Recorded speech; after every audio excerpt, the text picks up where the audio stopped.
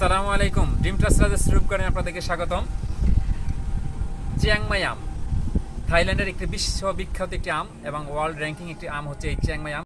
এরকম আম যদি ছাদ বাগানে থাকে না, দেখতে অনেক সুন্দর লাগে। আজকে আমরা এগুলো হারভেস্ট করি, 2024 সালের প্রথম আমরা হারভেস্ট করি।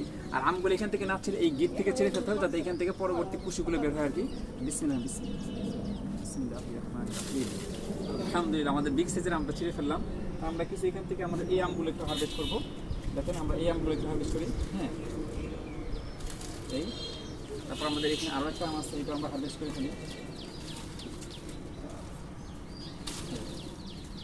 আলহামদুলিল্লাহ, হ্যাঁ, এগুলো দেখতে কি সুন্দর লাগে না আমগুলো। দেখেন কাছে কি পরিমাণ আম আছে এবং পিছনে কিন্তু ওই দিক দিয়ে আম আছে আমাদের। তো এইটা হচ্ছে গিয়ে এই চিয়াংমাই আমটা আমরা 16 জুন কেটে রেখেছিলাম।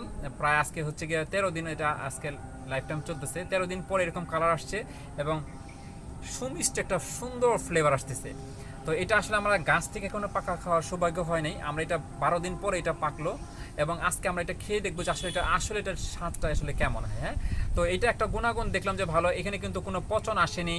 ঠিক আছে, এটা সেলফ লাইফ যেটাকে বলে। আসলে এই যে আমের যে একটা আঁশ, এটা কিন্তু পচন নাই। যেমন আমাদের দেশীয় যে আমগুলো আছে, এগুলো কিন্তু কয়েকদিন ঘরে রাখলে কিন্তু মুখের সামনে পচে যায় বা অন্য জায়গায় পচে যাওয়া বা নরম হয়ে যায় আমটা। আর এটা কিন্তু কোনো ধরনের নরম হয়নি, কিচ্ছু হয়নি এবং অনেক দিন ঘরে রাখতেছে। এইটা কিন্তু আসলেই কিন্তু এই আম লেট ভ্যারাইটি বিদেশি আমগুলো কিন্তু বাণিজ্যিকভাবে চাষাবাদ এবং শৌখিন বাগানের চাষাবাদের জন্য সবচেয়ে আকর্ষণীয় হয়ে উঠেছে এবং লাভজনক হয়ে উঠেছে। কারণ এটা কিন্তু আসলে কিন্তু রপ্তানিযোগ্য বটে, কারণ এগুলো কিন্তু সেল টাইম কিন্তু অনেক বেশি।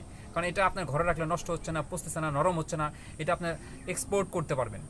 ঠিক আছে, তো আমরা এই আমটার সুমিষ্ট একটা গ্রান আসতেছে। দেখেন এটা কিন্তু আমরা যদি দেখি, এটা কিন্তু আপনি দেখেন, এটা যদি আমরা দেখি লম্বা মেপে দেখি, এটা দেখেন প্রায় কিন্তু 8 ইঞ্চি লম্বা। হ্যাঁ, দীর্ঘ 8 ইঞ্চি লম্বা হয়েছে। আমরা এটা মেপেও দেখেছি, এটার ওয়েট হচ্ছে 500 গ্রামের মতো হয়েছে আমাদের।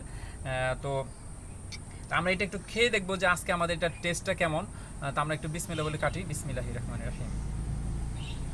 হ্যাঁ, অনেক জুসি দেখা যাচ্ছে এবং এটা আমাদের দেখি। আলহামদুলিল্লাহ,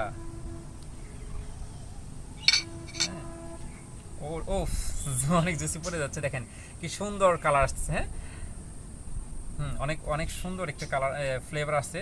তো আমরা এটা এখন একটু খেয়ে দেখবো। আলহামদুলিল্লাহ, এত সুন্দর আমাদের এত লম্বা কালারফুল আমগুলো ছাদ বাগানে, বিশেষ করে আমার কাছে খুব আকৃষ্ট লাগে যে এত সুন্দর কালারফুল আমগুলো ছাদে থাকবে। দেখেন এখানে কি সুন্দর বিগ সাইজ আম ঝুলে আছে, কালারফুল আসছে এবং এটা যে কি সুন্দর কালার আসছে। হ্যাঁ, তো এটা কিন্তু আসলে কিন্তু খেতে এবং দেখতে আসলে কিন্তু এগুলো মানুষকে আকৃষ্ট করে। তো আসলে এরকম ছাদ বাগানে হয়েছে।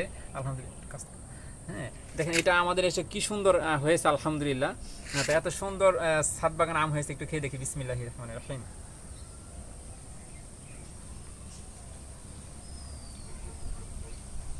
আলহামদুলিল্লাহ,